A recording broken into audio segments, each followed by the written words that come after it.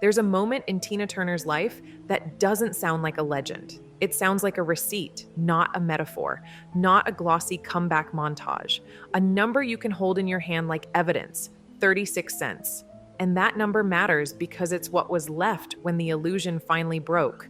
When the story stopped being a brand and turned back into a body trying to survive the night. We remember Tina as the woman who owned stadiums later, the voice that could cut through steel, the icon who seemed untouchable. But the part that made that future possible isn't glamorous. It's a hotel corridor, a highway, a front desk under fluorescent lights, a single credit card, and a decision that didn't end anything clean. It started a war that dragged on for years. I'm Natasha. This is the Vinyl Vault. And tonight, we're not doing the highlight reel. We're doing the timeline, what we can anchor to dates, to details Tina herself has repeated, to the kind of facts that don't bend just because the world prefers the fairy tale. This episode involves domestic violence. Please take care while listening. Hold on to three anchors because they're the spine of everything that follows. Dallas, July 1976, 36 cents, and a divorce filing dated July 27, 1976, followed by a fight that doesn't truly end until 1978. Because leaving, in real life, is rarely a single slam door.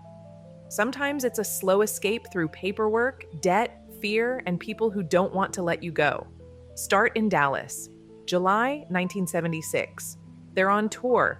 Another stop, another hotel. Another night that would look normal from the outside. If you were a fan, you'd see the posters, the schedule, the machine still moving. But inside that hotel room, something happens that Tina Turner would later describe as a line being crossed, an escalation that made one thought land with terrifying clarity. If she stays, she might not survive. Sit with that for a second, not as drama, but as the quiet reality of a decision forming in the body before it forms in words. There's the seconds after a blowup, when the air changes, when you can hear your own breathing too loudly, when you're scanning the room not for comfort, but for exits. Because the hardest part of leaving isn't courage in the abstract, it's logistics in the moment. Where is the door? What's in your hands? What can you grab without making it worse? How fast can you move? And the question that keeps people trapped for years because it sounds so simple and it isn't, where do I even go? On that night in Dallas, Tina goes anyway. No suitcase, no neat plan, not a dramatic entourage walking behind her. She walks out with what she has on her body and what she has in her wallet. And then she does something that doesn't belong in a myth because it's too physical, too unromantic, too exposed. She crosses a highway on foot. She later described crossing a freeway. Cars, wind, noise, the world moving at speed while she's moving on instinct. Picture that crossing as a fact, not a symbol. A woman leaving a room where she believed she might die, stepping into a world that doesn't know she's in danger. That crossing is the line. Once you step into that night air, you can't pretend anymore. Once you put distance between you and the room, you've made a private war public. If not to the newspapers yet, then to reality. And that's how she reaches the Ramada Inn. A lobby, a counter, a stranger on the other side who doesn't know the full story, only what they can see. Distress, shock, a woman holding herself together by force. And here's the detail Tina has repeated for years, because it lands like a verdict. She had 36 cents. And a credit card, a Mobil card, as it's often told. That's it. 36 cents isn't a cute documentary flourish. It's proof of how complete the control was, because when you can be famous and still not have access to money you can hold, that isn't relationship drama. That's a cage with a ledger attached. In that lobby, she asks for help, and someone behind that desk helps her anyway. That is the first small miracle in the timeline. Not the stadiums, not the awards, not the reinvention. The simple human decision of a stranger choosing not to turn her away. Because asking for help is its own kind of terror when you're known. When your face has been on album covers and your name has been on marquees and you're standing in a lobby with nothing asking someone to trust you. The humiliation mixed with relief. The fluorescent lights making everything too bright, too real. the seconds where you wait to see if they'll say yes. And for one night, she is safe. But that's the part people misunderstand when they tell this story like it's a single heroic beat. The Ramada Inn isn't the ending, it's the first frame of the hardest chapter. Because one safe night doesn't dissolve a structure that's been built around control. It just gives you enough air to start the next step. And the next step is where the timeline becomes brutal, because leaving the room isn't the same as leaving the marriage, and leaving the marriage isn't the same as being free. If you want the clean myth, you stop at the lobby. If you want the truth, you follow what happens after. After Dallas, there are phone calls, quiet ones, reaching out carefully, finding someone you can trust. Because in the immediate aftermath, you're not just scared of being found. You're scared of being pulled back into the narrative, scared of being told you're overreacting, scared of the moment someone says, think about the tour, think about the money, think about what this will do. People ask why survivors don't leave sooner like it's a riddle with a moral answer. Tina's timeline answers it with something colder. Leaving isn't only emotional, it's legal, it's financial, it's reputation, it's the risk of retaliation. It's the fact that the moment you try to step out, the structure often tightens. That's why the next anchor matters. July 27th, 1976. 12 days after that night, she files for divorce. And that date matters for the same reason 36 cents matters. It's not a vibe, it's paperwork, it's a record. It's the moment the situation stops being a private arrangement and becomes a public legal fact. Filing doesn't grant you freedom. Filing opens a case. It creates a battlefield with rules that don't always protect the person who's been hurt. But it's the first time the world has to acknowledge something is happening. Not because it suddenly cares, but because documents force attention. So on paper, July 27th is the beginning of the exit. In reality, it's the beginning of a different kind of captivity, limbo, because now the story is public enough to be contested, delayed, negotiated, punished. And if you've never watched a powerful structure respond to someone leaving, here's what it often looks like. It turns time into a weapon. It turns money into a gate. It turns process into exhaustion. The divorce doesn't finalize quickly. The timeline stretches. The fight drags on into 1977 and doesn't resolve until 1978. That's the third anchor, 1978. 2 years.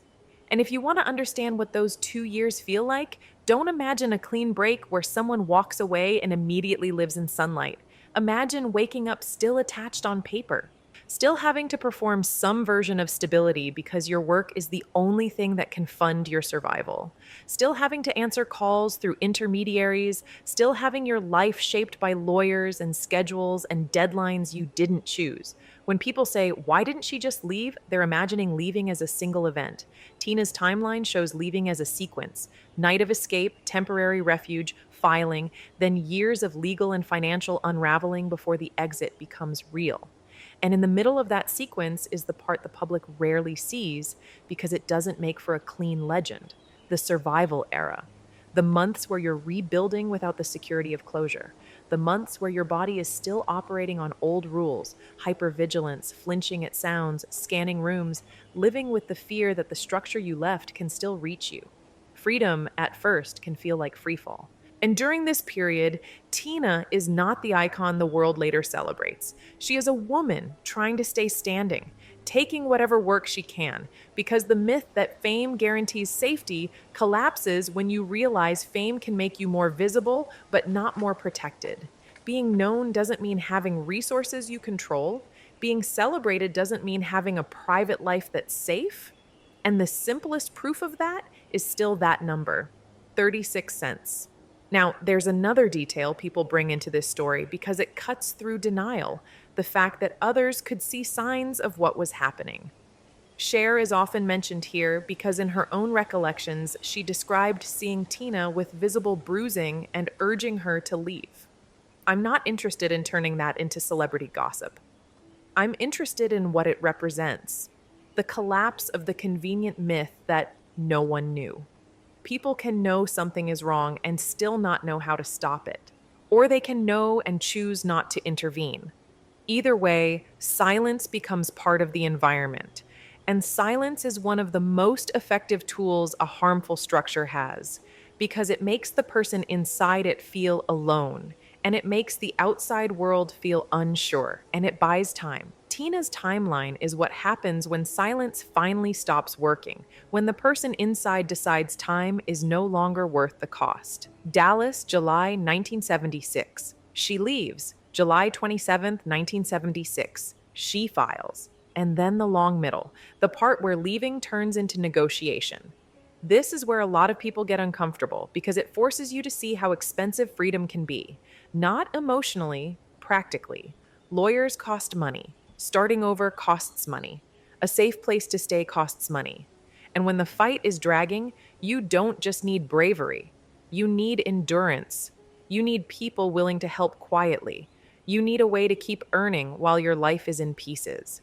You need to keep going even when the story isn't inspiring yet, when it's just repetitive, grinding, exhausting. That's the reality of most escapes. The first step is dramatic, and then the rest is paperwork and survival. 2 years of it, in this case, until 1978. And when the divorce finalizes, it doesn't arrive as a cinematic victory. It arrives as an ending on paper, an end to the legal tie, not an erasure of what it took to get there. And that matters because the public loves to compress timelines. The public wants she left and then she was free. Tina's anchored dates refuse that simplification. They say she left and then she fought. She left and then she endured. She left and then she rebuilt before the world clapped for the rebuilding. If you want to honor her story, you don't rush past that. You sit in the middle with her. You remember that the Comeback Queen chapter sits on top of a much darker foundation. A woman walking into a Ramada Inn with 36 cents and asking a stranger to help her survive the night. And here's the reframe that changes how you hear this story if you let it. The escape wasn't only leaving a person, it was leaving a structure, a life where the rules were written by someone else, a schedule that moved whether she was safe or not, a world where the brand could matter more than the body behind it. July 27th, 1976 wasn't a dramatic ending. It was the day she forced the structure into the open, where it could be contested, delayed, but no longer hidden. 1978 wasn't a triumphant finale.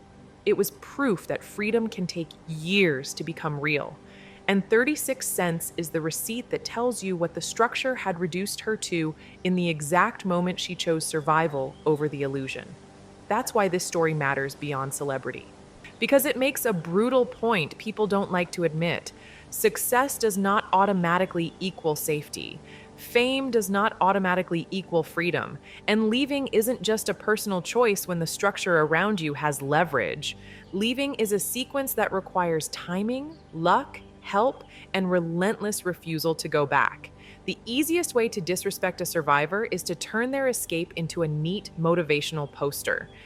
Tina's timeline doesn't allow that. It's too specific, too dated, too grounded. Dallas, July 1976. 36 cents, a Ramada Inn, July 27th, 1976, and then the long stretch until 1978. A war, not a moment. So if you take anything from tonight, let it be the anchors, not the myth, not the simplified version where pain becomes branding, the anchors. Because in the end, the most powerful part of this story isn't the stadiums. It's the smallest, most terrifying step. Walking out a door when you don't know where the road leads, crossing a highway with nothing but your own body, and asking for help anyway. 36 cents wasn't the end of Tina Turner's story. It was the price of starting a new one. I'm Natasha. This is the Vinyl Vault. Take care of yourselves. I'll see you in the next one.